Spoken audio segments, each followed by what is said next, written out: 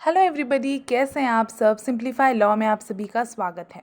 आज के इस सेशन में हम डिस्कस करने जा रहे हैं पॉलिटिकल साइंस का एक ब्रांड न्यू टॉपिक जिसका नाम है यूटिलिटारियनिज्म। आज के इस सेशन की शुरुआत करने से पहले आप सभी से रिक्वेस्ट है कि अगर आप इस चैनल पे नए हैं तो प्लीज़ इस चैनल को सब्सक्राइब कर दीजिएगा, बेल आइकन प्रेस करना ना भूलें ताकि मेरे वीडियोस की नोटिफिकेशन सबसे पहले आप तक पहुंच सके। चलिए आज के इस सेशन की शुरुआत करते हैं। यूटिलिटारियनिज्म जानने से पहले ये जानते हैं कि यूटिलिटी बेसिकली क्या है। ठीक है, यूटिलिटी एक कंसेप्ट क्या है बेसिकली। तो देखिए, यूटिलिटी किसे कहा जा सकता है? अगर किसी चीज़ को करने से या किसी चीज़ के होने से, किसी चीज़ को कंज्यूम करने से एक तरह का सेटिस्फैक्शन, एक तरह की हैप्पीनेस जो हमें मिलती है, हम उसे यूटिलिटी कहेंगे। अगर जनरल एग्जांपल्स के तौर पर देखिए मैंगो, आम, ये किसका फेवरेट फल नहीं होता है? बच्चों से लेकर बड़ों तक ये सबका फेवरेट फ्रूट होता है, हम ये कह सकते हैं। तो मैंगो को कंज्यूम करने के बाद जो हैप्पीनेस, जो सेटिस्फैक्शन मिलता है, तो हम उसे यूटिलिटी कहेंगे।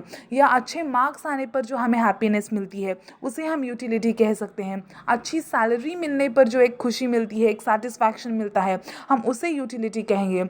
या मंदिर, मस्जिद, चर्च जाने पर जो हमें एक तरह का सुकून मिलता है, एक तरह का हैप्पीनेस मिलता है, हम उसे यूटिलिटी कह सकते हैं। तो यूटिलिटी बेसिकली है greatest happiness of greatest number, एक तरह की हैप्पीनेस मिलना, एक तरह का सेटिस्फैक्शन, एक तरह का सुकून मिलना, तो उसे कहेंगे हम यूटिलिटी या यूटिलिटेरियनिज्म।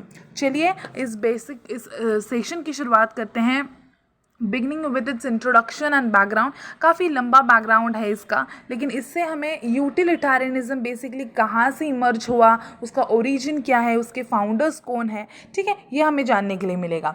देखिए, utilitarianism is a political philosophy born in England and spread to other parts of the world. ठीक है, ये एक पॉलिटिकल फिलॉसफी है, इंग्लैंड से शुरू हुई और बाद में फिर पूरे वर्ल्ड में फैल गई। It become a very prominent political philosophy in European political thought. David Hume was the first political thinker who founded utilitarian theory. David Hume ये फर्स्ट पॉलिटिकल थिंकर है जिन्होंने यूटिलिटारियन थेरी ये प्रोपाउंड की या फाउंड की। ठीक है, कई बार एमसीक्यूज जो होते हैं उसमें ये क्वेश्चंस आते हैं कि किसने फाउंड की या कौन उसका फर्स्ट प्रोपोनेंट था। तो हमें ये चीज़ें ना ध्यान में रखनी बहुत ज़रूरी है। कब, कैसे, किस तरह घुमा फिरा कर सवाल आए कह नहीं सकते। ठीक है, तो utilitarianism has its origin in Richard Cumberland's treatise on natural law as early as 1872। तो 1872 में जो रिचर्ड कुम्बर्सलैंड की ट्रीज थी नेचुरल लॉ के ऊपर, तो उसमें यूटिलिटारियनिज्म का कहीं ना कहीं हमें ओरिजिन देखने के लिए मिलता है। देखिए, it was given more concrete shape by Francis Hutchison who first advocated the principle of the greatest happiness of the greatest number. कई बार जेरेमी बेंथम और फ्रांसिस में कंफ्यूजन हो जाता है कि ये जो greatest happiness of greatest number, ये जो कंसेप्ट है भाई, ये किसने इमर्ज की है, किसने एडवोकेट की। तो हम यहाँ पे देख सकते हैं कि जो फ्रांसिस हचिसन है, इन्होंने क्या किया, फर्स्ट एडवोकेट की इस प्रिंसिपल को of the greatest happiness of the greatest number. But it is Jeremy Bentham who systematised the utilitarianism and gave it the status of school of thought. ठीक है, तो फ्रांसिस ने इस प्रिंसिपल को advocate ज़रूर किया है, लेकिन इस कंसेप्ट को, इस टॉपिक को एक तरह का सिस्टमेटिक अप्रोच, ठीक है, जो दिया है, या फिर इस प्रिंसिपल को एक स्टेटस दिया है स्कूल ऑफ थॉट को, ये किसने दिया है? तो जेरेमी बेंथम ने दिया है। जेरेमी बेंथम के फॉलोवर्स को क्या कहा जाता है? तो बेंथमाइट्स कहा जाता है। देखिए आगे, James mill was another thinker associated with it. ठीक है, जेम्स मिल ये और एक प्रोपोनेंट है जो यूटिलिटारियनिज्म से कनेक्टेड है। Utilitarianism as a political theory was developed scientifically. Words जो है इन्हें नोट करिएगा आप। ठीक है, developed scientifically by Jeremy Bentham and James Mill and it was carried forward by John Stuart Mill. तो हम यहाँ पे देख सकते हैं कि जेरेमी बेंथम और जेम्स मिल ने इस थ्योरी को, इस पॉलिटिकल थ्योरी को आगे जाकर डेवलप्ड किया है, एक साइंटिफिक व्यू देने की कोशिश की है, और उनके आगे जो है जॉन स्टुअर्ट मिल ने इस थ्योरी को, इस अप्रोच को कैरी फॉरवर्ड किया है।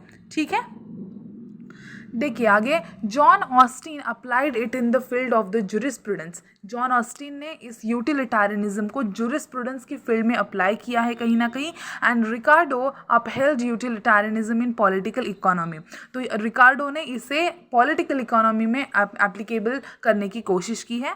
So the utilitarian school dominated the English political thought. तो हम देख सकते हैं इंग्लैंड से इमर्ज हुई थ्योरी किन किन लोगों ने आगे कैरी फॉरवर्ड की और कैसे ये पूरी वर्ल्ड में फैली गई। ठीक है, so the utilitarian school dominated the English political thought for over 100 years from the middle of the 18th century to the middle of the 19th century। ठीक है, 18th century से लेकर middle of the 19th century तक इस theory का बहुत ही ज़्यादा हम कह सकते हैं ट्रेंड कह सकते हैं था। ठीक है, Jeremy Bentham and John Stuart Mill are the greatest exponent of the utilitarianism. ठीक है, ये जो जॉन स्टुअर्ट मिल और जेरेमी बेंथम है, ये ग्रेटेस्ट एक्सपोनेंट या हम कह सकते हैं मेन एक्सपोनेंट जिन्होंने यूटिलिटारियनिज्म पर बहुत काम किया है। ओके, चलिए आगे देखते हैं। अब मीनिंग ऑफ यूटिलिटारियनिज्म, इसका बेसिक मतलब मैंने सेशन की शुरुआत में आपको बता दिया है। चलिए इसका जो थियोरेटिकल एक रियल मतलब है हम ये जान लेते हैं। Utilitarianism is a mixture of ethical and political principles. और प्रिसाइज डेफिनेशन जो है यूटिलिटारियनिज्म की ऐसे हमें देखने के लिए नहीं मिलती है, ना ही एक्सेप्टेबल है कहीं ना कहीं। ठीक है, तो यूटिलिटारियनिज्म इज अ प्रिंसिपल और doctrine of ethics proclaiming that only what is useful is good. जो यूजफुल है वो अच्छा है, और जिससे ठीक है जो चीज़ें यूज़फुल हैं, ठीक है जिसे यूज़ करके हमें एक सेटिस्फैक्शन मिलता है, एक हैप्पीनेस मिलती है, जो चीज़ें यूज़फुल हैं, यूज़फुलनेस हैं, तो उन्हें हम क्या कहेंगे, यूटिलिटी कहेंगे। And it can be rationally determined and the political economic and social theories and politics are based on this theory. तो हम कह सकते हैं कि वेरियस फील्ड्स जो हैं, इकोनॉमिक ले लीजिए आप, सोसाइटी का ये जो सोशल थियरीज ले लीजिए आप, पॉलिटिकल, ये सब जो है यूटिलिटारियनिज्म पर कहीं ना कहीं बेस्ड हैं। ओके, चलिए आगे बढ़ते हैं। AIIMS of यूटिलिटारियनिज्म। यूटिलिटारियनिज्म ये जो थ्योरी है, ये जो प्रिंसिपल है, ये आखिर कहना क्या चाहती है, इसका एम क्या है? तो देखिए, professor Catlin says that utilitarian had 4 important aims, namely utility, pleasure, the greatest happiness of the greatest number and benevolence. तो देखिए ये 4 इंपॉर्टेंट एम्स हैं अकॉर्डिंग टू प्रोफेसर कैटलिन, किसके? तो यूटिलिटारियनिज्म के। इन चारों हमें स्टेटमेंट्स या वर्ड से, देखिए utility, pleasure, greatest happiness of greatest number and benevolence, इनसे हमें यही जानने के लिए मिलता है कि भाई यूटिलिटारियनिज्म का बस एक ही मकसद है, हैप्पीनेस, सेटिस्फैक्शन, वो चीज़ें करना, वो चीज़ें कंज्यूम करना जिससे सेटिस्फैक्शन मिले। तो यहाँ पे कहीं ना कहीं जो लोगों के नीड्स हैं, जो लोगों के डिज़ायर्स या इंटरेस्ट हैं, इन्हें फुलफ़िल करने की कोशिश की गई है। आपको आगे जाकर इन सभी चीज़ों को क्लैरिटी मिल जाएगी आपको। ठीक है, देखिए, they oppose the principles of natural rights. यहाँ पे नेचुरल राइट्स को कम्प्लीटली अपोज किया गया है। They disfavour the interference of the state in the economic sphere. यहाँ पे स्टेट का जो इंटरफियरेंस है इकोनॉमिक स्फीयर में, ये कम्प्लीटली रिजेक्ट कर दिया गया है, डिसफेवर कर दिया गया है। कह रहे हैं कि स्टेट का कोई इंटरफियरेंस नहीं चाहिए इकोनॉमिक स्फीयर में। So they were called the philosophical radicals. तो ये जो यूटिलिटारियनिज्म के सपोर्टर्स हैं, इन्हें फिलोसॉफिक रेडिकल्स भी कहा जाता है। ओके, चलिए आगे देखते हैं मेन प्रिंसिपल्स और कैरेक्टरिस्टिक्स ऑफ यूटिलिटारियनिज्म। यहाँ से आपको यूटिलिटारियनिज्म को जो भी फंडा है, जो भी फिनोमिनॉन है, ये पूरी तरह से क्लियर हो जाएगा। देखिए, पहला तो है रियलिस्टिक। तो मैं बता देती हूँ ये पढ़ने से पहले कि रियलिस्टिक जो ये है फीचर, इसका मतलब ये है कि कहीं ना कहीं यूटिलिटारियनिज्म ये इमेजिनेशन या आइडियलिज्म पर बेस्ड नहीं है। It promote realism. ठीक है, ये एक रियलिटी पर बेस्ड होने वाली थ्योरी है। देखिए, the utilitarian philosophy adopted a very practical approach. It aimed at attainment of ideals which seems desirable on the basis of observation and experience. ठीक है, हवाई उड़ी बातों पर यकीन नहीं करता ये थ्योरी। ये ऑब्जर्वेशन और एक्सपीरियंस पर भरोसा करने वाली थ्योरी है। It does not put fourth abstract ideas which ordinary people के नॉट अंडरस्टैंड। जो इमेजिनरी, जिनका कोई रियलिज्म से कोई मतलब नहीं है, लेना देना नहीं है, ऐसे कोई आइडियाज़ या प्रिंसिपल्स इसमें डालने की कोशिश नहीं की गई है। ठीक है, utilitarian regards needs and interest of the life as first and supreme, यानी कि जो लाइफ के नीड और इंटरेस्ट होते हैं वो फर्स्ट हैं, वो प्राइमरी हैं और सुप्रीम है. His theme is happiness of man and how it may be affected. His foremost concern is the human life and human well being, यानी कि इस थ्योरी का मानना यही है कि जो कुछ भी है हैप्पीनेस ऑफ मैन है और उससे जिंदगियां कैसे अफेक्ट होती हैं. ठीक है, ह्यूमन लाइफ और ह्यूमन वेल बींग को स्टडी करने वाला ये प्रिंसिपल है. ओके, चलिए नेक्स्ट देखते हैं. Based on hedonism. देखिए, utilitarianism is based on the doctrine of hedonism. According to the hedonistic principle human beings are in search of pleasure and they avoid pain. Hedonism या hedonistic principle का मतलब है कि जो human beings हैं, हम जो इंसान हैं, ये क्या करते हैं, प्लेजर या हैप्पीनेस की खोज में होते हैं और सिर्फ हैप्पीनेस या प्लेजर चाहते हैं और पेन का अवॉइडेंस चाहते हैं. पेन बिल्कुल भी नहीं चाहिए, पेन को दूर रखना चाहते हैं. ठीक है, utilitarian hold that man's actions are motivated by the consideration namely to obtain happiness and avoid pain. यानी कि यूटिलिटारियंस के अकॉर्डिंग जो मैन जो एक्शंस करता है, जो भी चीज़ें वो अपनी ज़िंदगी में करता है, वो बस हैप्पीनेस को पाने के लिए और पेन को अवॉइड करने के लिए करता है. There is difference between modern hedonism and Greek hedonism. देखिए, दो कंसेप्ट हैं इसके अंदर भी, modern hedonism and Greek hedonism. Modern hedonism क्या करती है, मॉडर्न हेडोनिज्म या मॉडर्न यूटिलिटारियंस कह सकते हैं हम, ये इंडिविजुअल के साथ साथ सोसाइटी के हैप्पीनेस को भी फोकस करती है. जबकि एंशिएंट हेडोनिज्म जो है ये इंडिविजुअल की हैप्पीनेस पर फोकस करती है. जो भी है इंडिविजुअल और उसका हैप्पीनेस, यहाँ पे सोसाइटी को ज़्यादा इंपॉर्टेंस नहीं दिया गया है. तो हम कहीं ना कहीं देख सकते हैं कि ये जो एंशिएंट है या जो ये ग्रीक हेडोनिज्म है, ये मॉडर्न यूटिलिटारियंस या मॉडर्न हेडोनिज्म से कहीं ना कहीं ईगोइस्टिक है, सेल्फिश है. ओके, देखिए नेक्स्ट फीचर है इंडिविजुअलिस्टिक.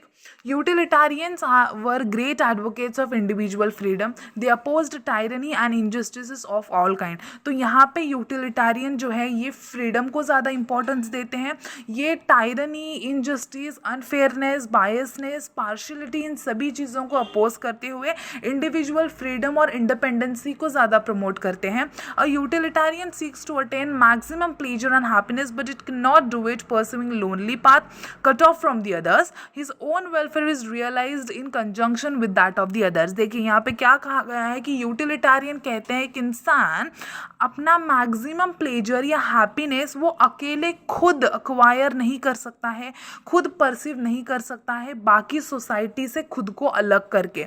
अगर उसे ज़्यादा से ज़्यादा हैप्पीनेस पाना है, प्लेजर पाना है, तो उसे सोसाइटी में रहने वाले बाकी लोगों से कनेक्टेड रहना होगा. Okay, so as happiness is universally desired, it attainment depends on the existence and organisation of state.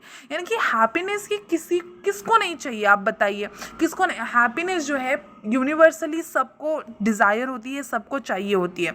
तो अगर हैप्पीनेस अगर चाहिए तो यहाँ पे आप और मतलब स्टेट से या स्टेट में जो सोसाइटी है उनके सभी लोगों से आपको जुड़े रहना होगा.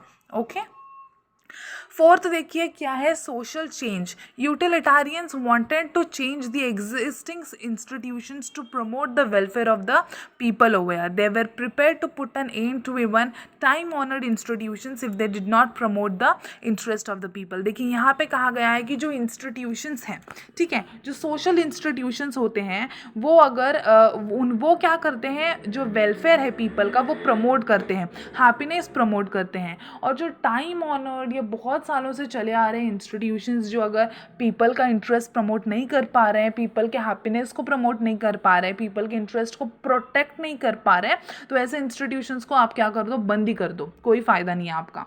ठीक है. फिफ्थ देखिए, स्टेट टू प्रमोट वेलफेयर. यूटिलिटारियन कहते हैं कि स्टेट जो है एक नेसेसरी इंस्टीट्यूशन है. ये क्या करता है, ह्यूमन की जो भी नेसेसिटी है, उनकी जो भी इंटरेस्ट है, इनको ध्यान में रखकर जनरल वेलफेयर को प्रमोट करता है. उनके नीड्स, उनके इंटरेस्ट, उन्हें जो कुछ भी चाहिए इनको कंसिडर करते हुए उनका वेलफेयर प्रमोट करने की कोशिश करता है. It tries to promote individual as well as social happiness with a view to obtain the greatest happiness of the greatest number. यानी कि ये सिर्फ एक इंडिविजुअल के ही हैप्पीनेस या वेलफेयर को प्रमोट नहीं करता बल्कि पूरी सोसाइटी या सोशल हैप्पीनेस पर कंसिडर करता है. It exist mainly to promote the general welfare. तो यहाँ पे जनरल वेलफेयर को प्रमोट करता है कौन, स्टेट. आगे देखिए, they called upon the members of the government and parliament to bend all their energies, यानी कि यहाँ कहा गया है कि पार्लियामेंट या उसमें जो मेंबर्स हैं वो कौन है, हमारे रिप्रेजेंटेटिव्स हैं, हमने भेजा है उन्हें इलेक्ट करके, तो उनकी ये रिस्पॉन्सिबिलिटी बनती है कि वो अपनी सारी एनर्जी लगाएं और ह्यूमन की जो पीपल की जो हैप्पीनेस है उन्हें इन्हांस करने की कोशिश करें, और जो अनहैप्पीनेस है, मिजरी है, पॉवर्टी है, जो भी चीज़ें हैं ना उन्हें कम करने की कोशिश करें और ह्यूमन वेलफेयर की ओर ज़्यादा ध्यान दें। ओके, देखिए नेक्स्ट फीचर है reformative. The utilitarianism is a reform movement and rather revolutionary one. एक रिफॉर्मेटिव मूवमेंट तो है ही, साथ ही में एक रिवॉल्यूशनरी मूवमेंट है, ठीक है। It champions individual freedom and opposes operation injustice. जैसे कि भी हमने पहले कहा, ये क्या करता है, इंडिविजुअल फ्रीडम को सपोर्ट करता है और जो भी ऑपरेशंस हैं, जो भी हिंसा हो रही है, अगर जो सुपेरियर है वो इन्फेरियर को तकलीफ पहुंचा रहा है, ठीक है, तो यहाँ पे अगर इनजस्टिस है, अनफेयरनेस है, पार्शियलिटी है, तो इन सभी चीज़ों को अपोज करता है। साथ में ये कहता है कि it does not hold much respect for the old traditions and attaches little sanctity to age-old institutions if they do not add to the happiness of the people। यानी कि जो ओल्ड ट्रेडिशंस हैं, ठीक है, एज ओल्ड इंस्टीट्यूशंस हैं, अगर वो happiness of the people को प्रमोट नहीं कर पा रहे हैं, वो लोगों को खुशी नहीं दे पा रहे हैं, उनके इंटरेस्ट प्रोटेक्ट नहीं कर पा रहे हैं, तो यहाँ पे उन्हें भी दूर रखना, उन्हें भी अवॉइड करना, इसमें कोई गलत बात नहीं है। तो यहाँ पे जो एज ओल्ड इंस्टीट्यूशंस या ट्रेडिशंस हैं उन्हें भी उतनी इंपॉर्टेंस नहीं दी गई है बाय द यूटिलिटारियनिज्म। देखिए नेक्स्ट फीचर है थेरी ऑफ द गवर्नमेंट। यहाँ पे कहते हैं कि utilitarianism is also a theory of government. The welfare of the citizens ये गवर्नमेंट थ्रू ही हो सकता है, ठीक है। The government frames laws by keeping in view the utility which they will give to the citizens. यानी कि लोग, जो गवर्नमेंट है ये लोगों की जो भी यूटिलिटी है, उनकी जो भी इंटरेस्ट है, ये ध्यान में रखता है और लॉ बनाता है। All the laws aim at the welfare of the people. People obey government only because it removes the pains and gives happiness to them. यानी कि जो लॉज गवर्नमेंट बनाता है, ठीक है, वो वेलफेयर ऑफ द पीपल के लिए बनाता है, ठीक है, इसीलिए लोग क्या है, गवर्नमेंट को फॉलो करते हैं, ओबे करते हैं। क्यों? क्योंकि वो उनका जो पेन है वो रिमूव करता है और हैप्पीनेस देता है।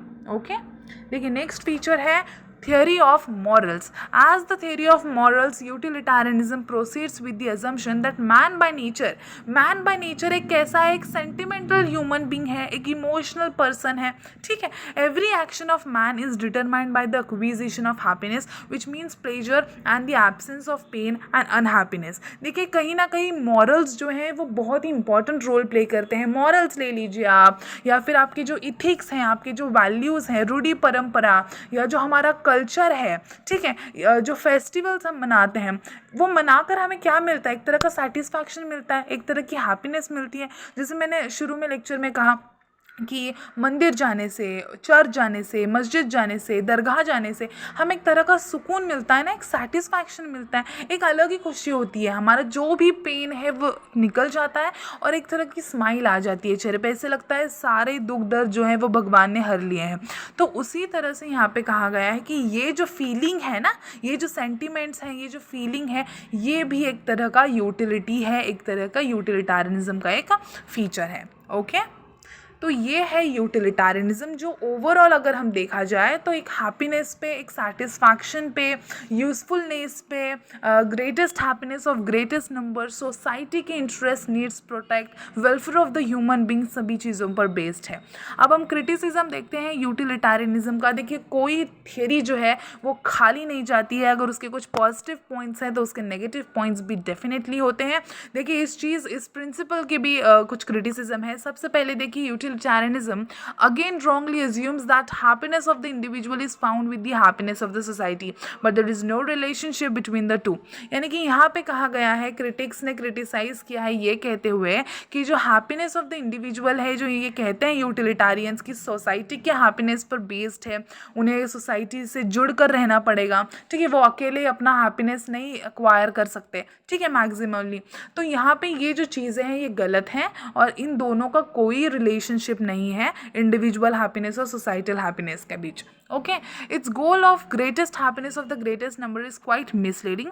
Greatest means all and it is impossible to make all the happy. देखिए कहीं ना कहीं ये क्रिटिक तो सही है, आप सभी को खुश नहीं कर सकते हो, ठीक है. Greatest happiness of the greatest number, आप अगर सभी को, अगर 100 लोग हैं, इन सभी को खुश करने जाओगे, कहीं ना कहीं एक दो की जो खुशी है वो रह जाएगी. सब लोगों को वो चीज़ पसंद आए, सब लोग खुश हो जाए, ऐसे नहीं हो सकता है. कुछ होते ही है बीच में जिन्हें वो हैप्पीनेस नहीं मिल पाती, अनहैप्पी रह जाते हैं. तो ये कहीं ना कहीं इम्पॉसिबल है कि सबके इंटरेस्ट प्रोटेक्ट हो सकते हैं. थर्ड देखिए, it lacks idealism and attaches too much importance to wealth and worldly happiness.